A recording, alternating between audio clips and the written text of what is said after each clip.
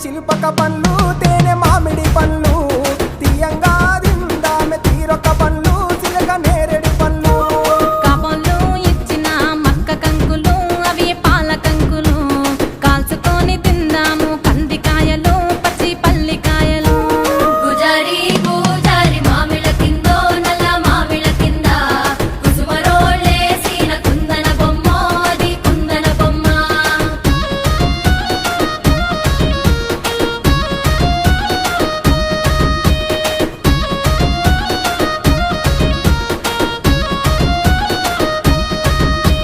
బెస్తోలు పెట్టిన పచ్చి చేపలు అవి వట్టి చేపలు